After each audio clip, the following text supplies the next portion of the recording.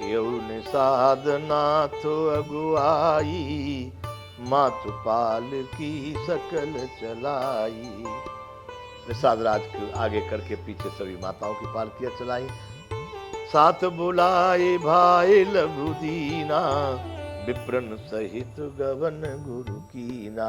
छोटे भाई शत्रुघ्न को बुलाकर उनके साथ कर दिया माताओं के। फिर ब्राह्मणों के सहित गुरु जी ने उनके पीछे पीछे उनका गुरु जी का ब्राह्मणों का डेरा शिविर जो कटुक झुंड जो है चल रहा है। आप सुर सर ही कीन प्रणामू, सुमरे लखन सहित सिय रामू।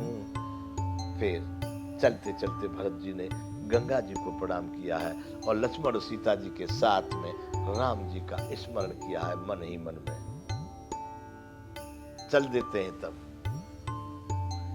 गवने भरत पया देहि पाए, कोतल संग जाए डोरे आए। आज भरत जी ने निर्णय कर लिया कि राम तो पैदल गए थे, मैं रथ में चल रहा हूं।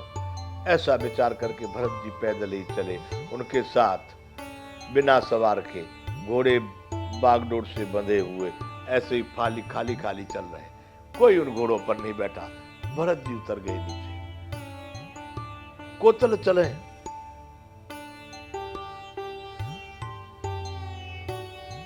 बाग डोरी जो होती है डोरे आए, कोतल संग जाए डोरे आए। उनकी बागडोर तो है, पकड़ने वाला कोई नहीं, बैठने वाला कोई नहीं। ऐसे ही घोड़े फिर ही चले जा रहे हैं।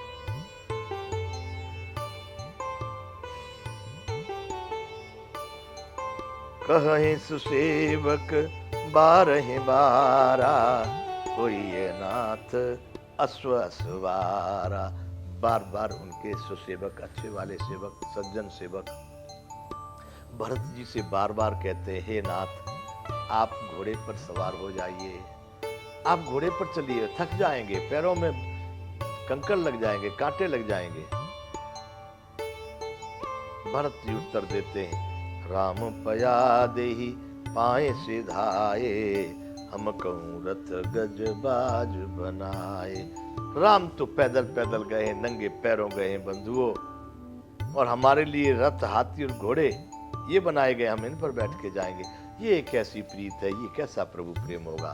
बंधुओं, भरत जी अब उनकी बात, उस समय माता की बात मान ली थी और घोड़े पर सवार हो गए थे, लेकिन अब नहीं सुन रहे।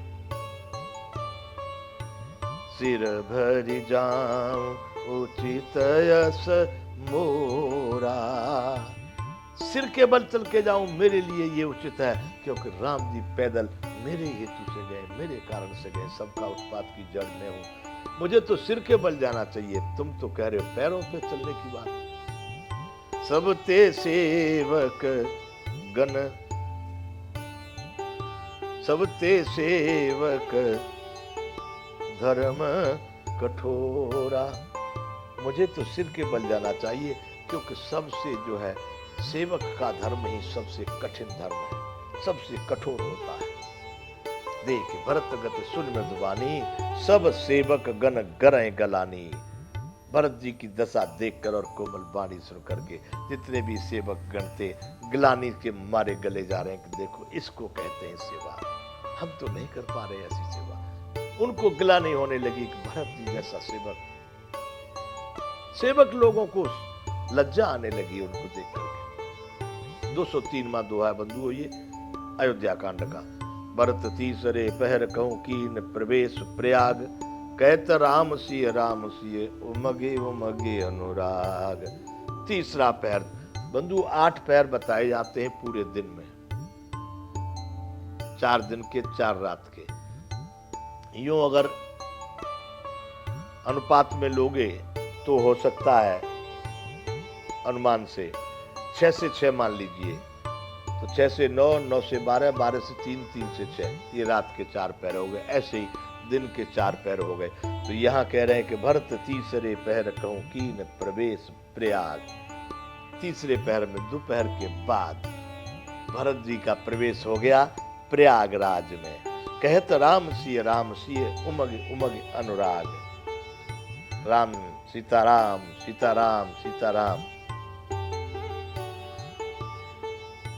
बड़े प्रसन्न हो करके, अनुराग प्रेम के मारे उमंग भर रही है, खूब उमंग उमंग के मारे भरत जी प्रसन्नचित्त आनंदित होते, राम से मिलने जा रहा हूं। उमंग उमंग अनुराग प्रेम उनके हृदय में खूब उमड़ रहा है। 203वां दोहा है बंधुओं ये। झलका झलकत पाइन कैसे, पंकज कोस ओसकन जैसे। उनके पैरों में ऐसे ऐसे छाले पड़ गए हैं। झलका झलकत पाइन कैसे, पैरों में वो मोती जैसे झलक रहे हैं छाले। पंकज कोस ओसकन जैसे, जिस तरह से कमल के पत्ते पर ओस के कण रख दिए जाते हैं, कैसे दिखाई देते, ऐसे बड़े बड़े ओस के जो बूंदे हो जाती हैं, चमकती हैं दूर से। इस प्रकार से भरत जी के पैरों में छाले पड़े हुए दूर से दिखाई दे रहे, चमक रहे। झलकने का मतलब देखना। झलका झलकत पाइन कैसे, पंकज कोस ओसकन जैसे। भरत पया देही आए आजू, भयउ दुखित सुन सकल समाजू। बंधुओं, होता क्या था, आगे आगे माताओं की डोली चलती, शत्रुघ्न के साथ में, जाओ दो भाई, पीछे गुरु और गुरु पत्नियां, ब्राह्मण, ऐसे लोग, उसके बाद में सबसे भरत सबसे पीछे ही चलते थे।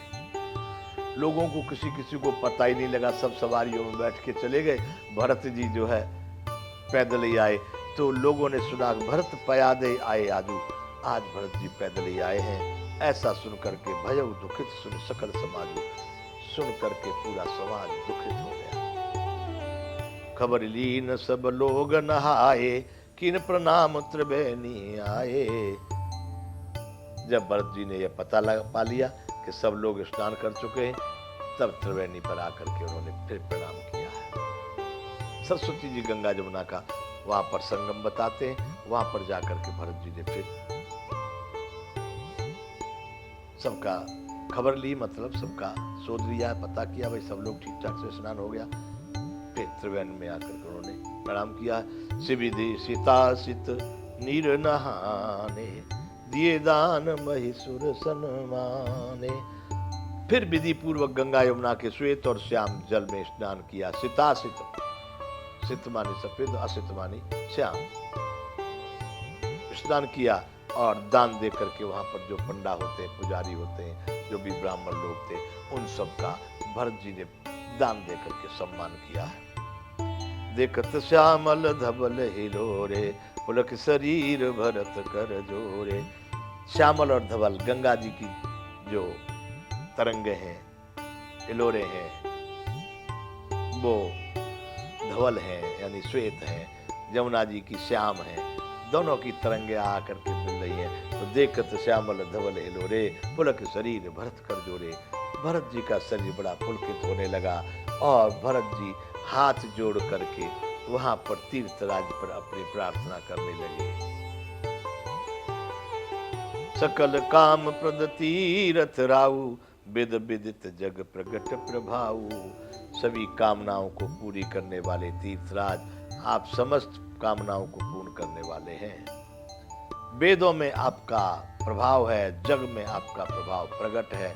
हे तीर्थराज, मैं आपसे कुछ मांगता हूं। मांगू भीख त्यागी निज धर्मू, आरत काहन करे कुकर्मू। हे प्रभु, मैं आपसे अपना धर्म त्याग कर, क्षत्रियों का धर्म नहीं है भीख मांगना, किसी से कुछ याचना करना, लेकिन आज मैं अपने धर्म को त्याग करके आपसे भिक्षा मांग रहा हूँ।